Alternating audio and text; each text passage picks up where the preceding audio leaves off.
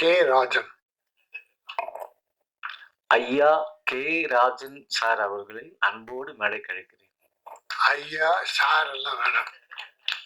K initial சொன்னா அப்பாவுக்கு ஒரு மரியாதை. நம்ம பெற்ற அப்பாவுக்கு பெரிய பெரிய மரியாதை யாரும் பண்றதில்ல. இந்த இனிஷியல் தான் நம்ம பெற்ற தந்தைக்கு தாய்க்கு கொடுக்கிற மரியாதை. அதனால என்னை நான் வரமாட்டேன். ராஜன் கூப்பிட்டா சீட்டை விட்டு எந்திரிக்க மாட்டேன். K. Rajan Kumaraswamy father name, Kannammal அம்மா பேர். ரெண்டுமே கேல ஆரம்பிக்கிறான். அந்த கேக்கு ஒரு மரியாதை, தாய்க்கு தந்தைக்கு கொடுக்குற மரியாதை. அதனால்தான் அதுல கொஞ்சம் நான் பிடிவாதமா இருப்பேன். ஞாபகம் எனக்கு ஆக்சுவலி இந்த படத்துல பாத்தீங்கன்னா டைரக்டர்ன்ற பேர்ல ஜெய சதீஷன் நாகேஷன் போட்டிருப்பேன். நான் தான் டைரக்டர், அது என்னுடைய ரியல் நேம். எங்க அப்பா வந்து ரீசன் இறந்துட்டாரு. ஸோ அவருடைய பேர் வந்து வரணும் என்னோட சேர்த்து. அப்புறம் அவர் வச்ச பேர் வந்து வெளியில வரணுன்றதுக்காக தான் நான் ஜெய சதீஷன் நாகேஷன் என் உண்மையான பேர் வந்து வச்சிருக்கேன். ஜெய் ஆகாஷ்ன்றது கே. பாலச்சந்திரன் சார் வச்ச பேர். அது வந்து ஹீரோவா அவர் இன்ட்ரடியூஸ் பண்ணாரு. ஸோ சினிமா உலகத்துக்கு என்ன அறிமுகப்படுத்துறது பாலச்சந்திரன் சார். அவர் பேரை வந்து நடிகனுக்கு வச்சிருக்கேன். டைரக்டரா வந்து எங்க அப்பா எனக்கு வாழ்க்கை கொடுத்த எங்க அப்பா பேரை சேர்த்து வச்சிருக்கேன், ஜெய சதீஷன் நாகேஷன். அப்பா அம்மாவுடைய அருளால ஆசையால ஜெய் ஆகாஷ் மிகப்பெரிய வெற்றிகள் பெற வேண்டும். ஜெய் ஆகாஷ் எப்பவுமே பெரிய நடிகனா வந்திருக்கணும். அவரை நான் ராமகிருஷ்ணார் ஒரு படம் பார்த்தேன். அந்த படத்துல பிரம்மாதான் பண்ணியிருந்தாரு. இன்னும் அழகு. அவ்வளவு காலம் செய்யறோம். 20 இயர்ஸ் இருக்குமா? 20 இயர்ஸ் இருக்கும். அதே மாதிரிதான் இருக்காரு. கொஞ்சம் வெயிட் போட்டிருக்காரு. அப்போ இன்னும் கொஞ்சம் ஸ்லிம்மா இருப்பாரு, அழகா இருப்பாரு. என்னமா? ஓ, பொன்வசன் ரொம்ப அழகா இருப்பாரு. அற்புதமான நடிப்பு. அது கொஞ்சம் நல்ல படம். பட் அந்த ப்ரொடியூசர் அவர் வச்சிருந்த சில கடன்களால இந்த படம் கொஞ்சம் பாதிச்சது. அப்ப இந்த தம்பி என்ன பண்றாரு, இவர் எந்த ஹீரோவும் பண்ண மாட்டாங்க. முன்னால சரத்குமார் பண்ணுவார். அவர் ஹீரோ நடிச்ச படம் ஏதாவது ப்ராப்ளம் ப்ரொடியூசருக்கு வந்தா அவர் முன்னால இருந்து கொஞ்சம் ஹெல்ப் பண்ணி பண்ணார். அத போல என் தம்பி ஆகாஷ் அந்த ராமகிருஷ்ணா படத்தை ரிலீஸ் ஆகுறதுக்கு இவர் தான் காரணமா இருந்தார். அன்னைக்கு பயங்கர விஷயம். நான் இந்த தம்பி மேல பெரிய நம்பிக்கை வச்சேன். பெரிய ஹீரோ இந்த நாட்டுல வருவார். அது மட்டும் இல்ல, தம்பி வந்து இலங்கை தமிழர். நான் நேசிக்கிற, போற்றுகிற, வாழ்த்துகிற என் அருமை சகோதரர்கள் இலங்கை தமிழர்கள். அவர் மேல நம்ம எல்லாரும் அன்பு செலுத்துறோம். எல்லாருமே அன்பு செலுத்துறோம். இந்த படம் மிகப்பெரிய வெற்றி பெறணும். ஜெய் விஜயம். விஜயம்னா வரகு. அதனால ஜெய் மறுபடியும் விஜயம் செய்கிறார் இந்த படத்தின் மூலம். முன்னால அமைச்சர்னு ஒரு படம் ஆடியோ ஃபங்க்ஷன்ல கலந்துக்கிட்டேன். அவர் சொன்னார் பாசிட்டிவ். நினைப்பதெல்லாம் நல்லது, பேசுவதெல்லாம் நல்லது, செய்வதெல்லாம் நல்லது. அப்படி உள்ளவன் என்னைக்கு இளமையா இருப்பான். ஏன்னா அந்த நல்லதுன்றது அகத்தில் வருகிறது, உள்ளத்தில் உருவாகிறது. அகத்தின் அழகு முகத்தில் தெரியும். நீ உன் உள்ளத்தில் உள்ள அந்த நல்ல அத்தனையும் உன் முகத்தில் மலர்ச்சியாக தெரியும். உங்களுக்கு தெரியும், இப்போ ஒருத்தனை திட்டுறீங்க, யாரோ பிடிக்காத ஒருத்தனை கெட்டு போக அழிக்கணும், அவனும் டேய் அழிஞ்சிருவாடா நீ அப்படின்னு சொல்லி போங்க, உள்ளம் சுருங்கும், மனசு அப்படியே சுருங்கும். அதே வாழ்த்தி பாருங்களேன். படிக்கிற பையனை, தம்பி பரவாயில்லம்மா, நல்ல மார்க் எடுத்துக்க, பிரமாதமா இருக்கு, நீ பெரிய ஆளா வருவ, ஜெயகாஷ் பாரு, நீ இந்த படத்து மூலமா பெரிய ஆளா வரப்போற பாரு என்று ஆத்மார்த்தமா வாழ்த்தி பாருங்களேன்.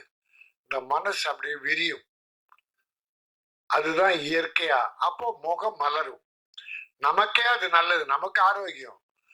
நாங்க ஏன் இது அடிக்கடி அன்பிச்சல்ல தம்பி இன்னும் எல்லாரும் எதுக்கு இப்படி வாழ்த்த வர்றோம்னா, முதல்ல நாங்க வாழணும்.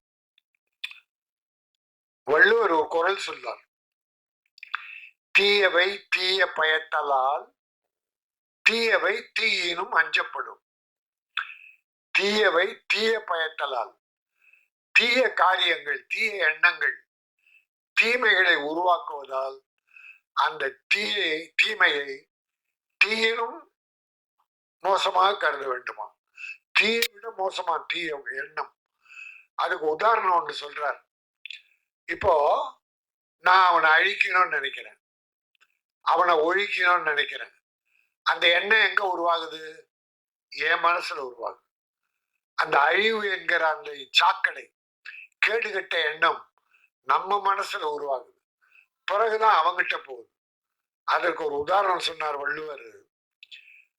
தீக்குச்சிய சொன்னார். இப்ப அங்க ஒரு குடிசை இருக்கு, ஏதோ ஒரு வீடு இருக்கு.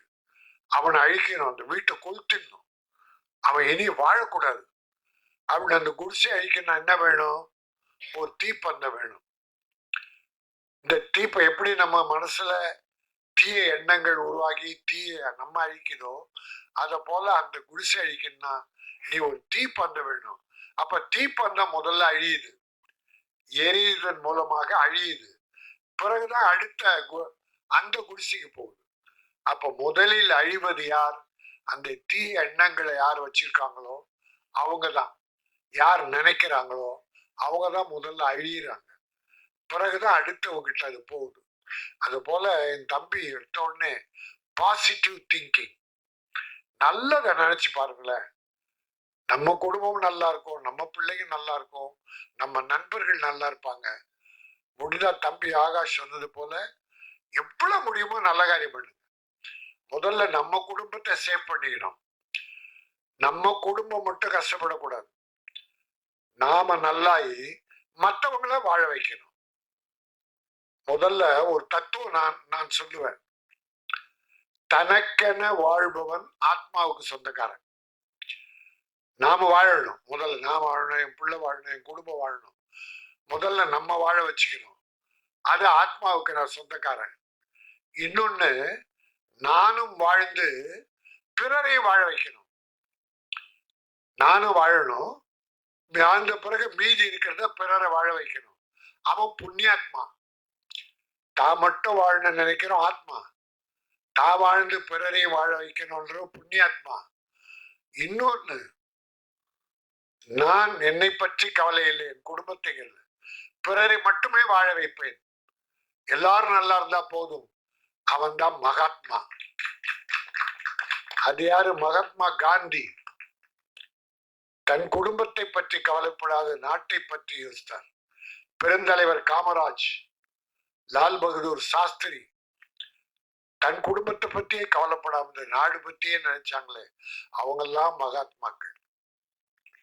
அதனால என் தம்பி முதல்ல பேசுறது பாசிட்டிவ் திங்கிங், நல்ல எண்ணங்கள்.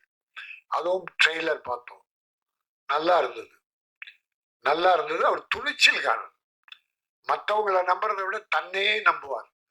யார் ஒருவரும் நம்மை நம்பி காரியங்களில் ஈடுபட வேண்டும்.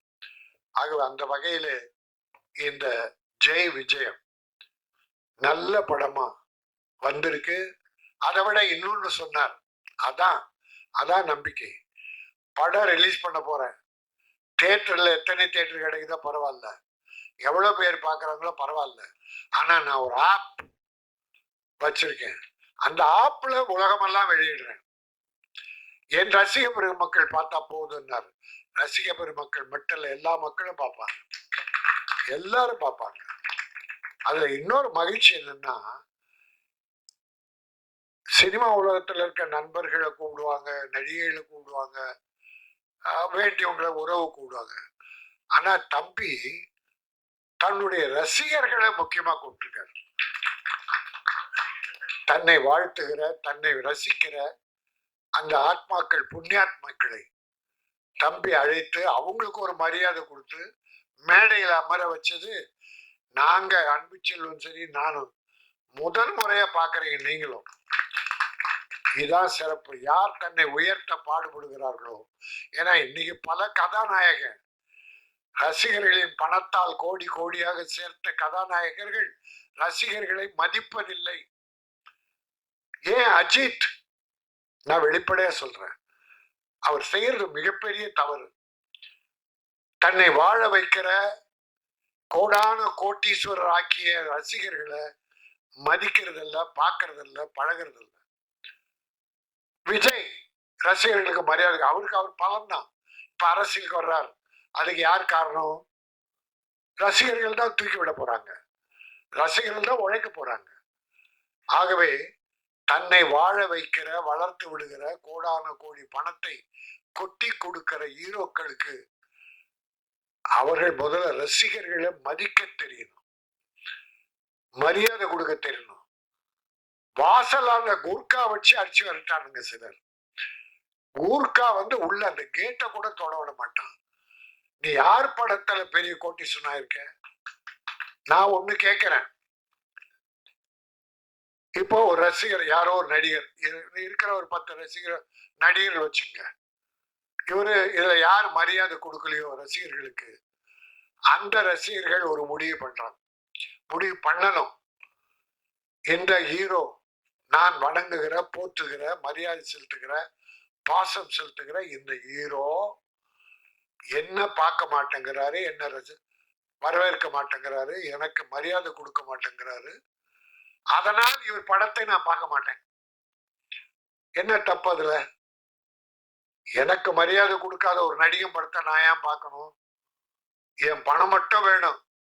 500 1000 கொடுத்து நான் டிக்கெட் வாங்கினா அது போல 100 கோடி 150 கோடின்னு வாங்குவீங்க.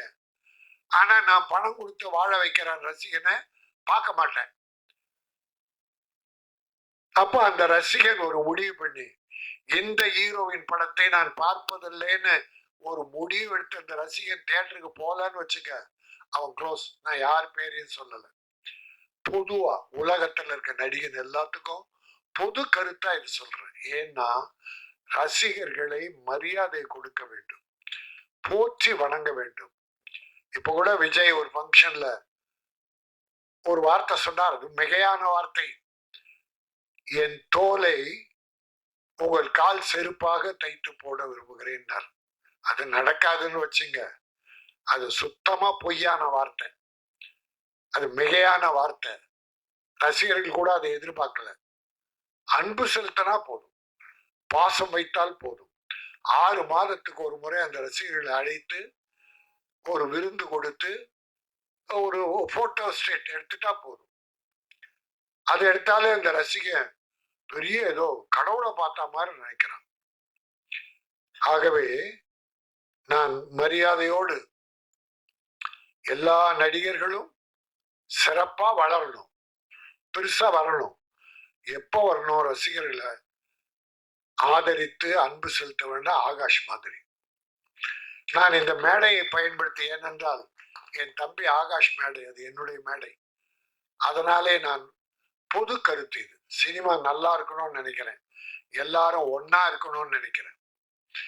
சின்ன ப்ரொடியூசர்லாம் எப்படியாவது போங்க, நாங்க பெரிய ஆட்கள் மட்டும் பெருசா வர்றோம்னு நினைக்கிறான். எல்லாரும் ஒன்னா இருக்கணும். இப்போ ஒரு விஷயம் 1 மாசமா சினிமாவை அசிங்கப்படுத்திட்டு இருக்கு. ஒண்ணு, நம்ம அமீர், இயக்குனர் அமீர்,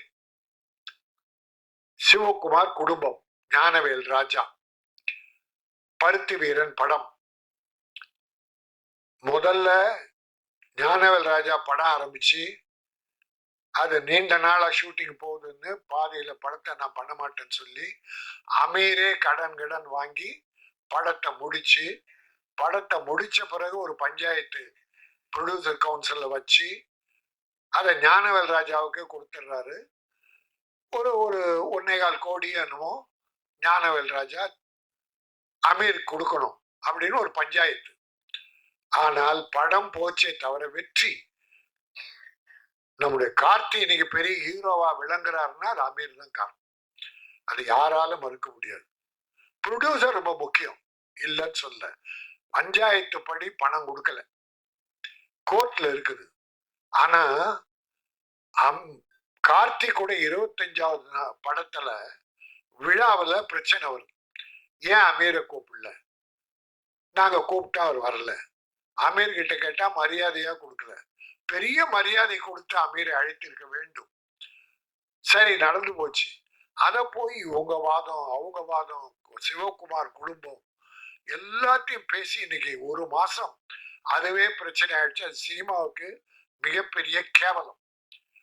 நான் சிவகுமாரை மரியாதைக்குரியவர். அவர் நினைச்சா இன்னைக்கு அதை முடிச்சிடலாம். இந்த அமீர் கொடுக்கணும்னு நினைச்ச பணம் பெரிய பணமே இல்லை. இன்னைக்கு 15 கோடி என்னமோ கார்த்திக் வாங்குறாரு. 1.25 கோடி ஏதோ பஞ்சாயத்து போல் இருக்கு. Council panchayat, producer council. அதை இன்னைக்கு எடுத்து மரியாதையோடு கொடுத்து ஒரு வணங்கி அமீருக்கு ஒரு அவருக்கு ஒரு வாழ்வு, கார்த்திக்கு ஒரு நன்றி கடன், அது சிறப்பா இருக்கும். ஆகவே இதை தீர்த்து வைக்க சிவகுமார் அவர்களை நான் வேண்டி கேட்டுக் கொள்கிறேன். இது பெரிய பிரச்சனையாகி வாத பிரதிவாதங்கள் வர வேண்டாம் என்பதாலே. இன்னொரு செய்தி, நம்முடைய மன்சூர் அலிகான் திரிஷாவை பத்தி ஒண்ணு பேசிட்டார். அது பெரிய வாதமாகி திரிஷா ஒரு மறுப்பு, குஷ்பு ஒரு மறுப்பு, இன்னும் நடிகர்லாம் மறுப்பு, சிரஞ்சீவி ஒரு மறுப்பு. அப்புறம் இவரு நம்ம மன்சூர் அலிகான், அவரை பேச விட்டா பேசிக்கிட்டே இருப்பார். அவர் யதார்த்தமானவாதி. மன்சூர் என்னன்னா கெட்ட நோக்கத்தோடு எதையும் பேச மாட்டார். மனசுல பட்டது கொட்டிடுறது. அதுக்கு சில நேரம் நான் கூட பண்றது உண்டு. ஆனா நான் கொஞ்சம் அளவா பண்ணுவேன். யாரும் மரியாதை கெடக்கூடாது என்று நினைப்பவன். ஆகவே மன்சூர் என்னாச்சு, மன்னிப்பு கேட்டாரு. அது திரிஷாவும் பெருந்தன்மை அதை விட்டுருச்சு. தவறு செய்யாதவங்க யாரும் இல்லை, அதனால் நானும் மன்னிச்சிட்டேன்னு விட்டார். இப்போ மன்சூர் கேஸ் போட்டிருக்கார். மேட்டர் முடிஞ்சு போச்சு. இப்ப திரிஷா, குஷ்பு, சிரஞ்சீவி மேல கேஸ் போட்டதா செய்தி படிச்சேன். என் அருமை நண்பர் மன்சூர், வேண்டாம், நமக்கு அதெல்லாம் வேண்டாம், வேலையை பாரு, உனக்கு நிறைய வேலை இருக்கு, கட்சி வேற ஆரம்பிச்சிருக்கு. ஆகவே இது என்னுடைய அருமை மேடை, என் தம்பி ஆகாஷுடைய மேடை. அவன் பாசிட்டிவா திங்க் பண்ணணும்னு ஆரம்பத்திலே சொன்னான். இப்ப சினிமாவுக்கு ஒரு பாசிட்டிவ் என்னன்னா, அடுத்தவங்கிட்ட சண்டை போட்டு குறை சொல்லி திட்டி அவன் வாழ்க்கையில பொறாமப்படுறதெல்லாம் விட்டுட்டு வளருபவர்களை வாழ்த்துவோம், வளர துடிப்பவர்களை தூக்கி விடுவோம். என் தம்பி ஆகாஷ் நிலைக்க வேண்டும். இந்த விஜயம், ஆகாஷ் ஜெய் விஜயம், இது மிகப்பெரிய வெற்றி பெற வேண்டும். இந்த தம்பி ஒரு பெரிய கதாநாயகனாக மீண்டும் வலம் வர வேண்டும். இந்த ரசிக பெருமக்களுடைய அன்பும் வாழ்த்தும் அவரை காப்பாற்றும் என சொல்லி என்னுடைய வாழ்த்தையும் அதோடு இணைக்கிறேன். வாழ்க ஜெய் ஆகாஷ், வெல்க ஜெய் விஜயம். நன்றி, வணக்கம்.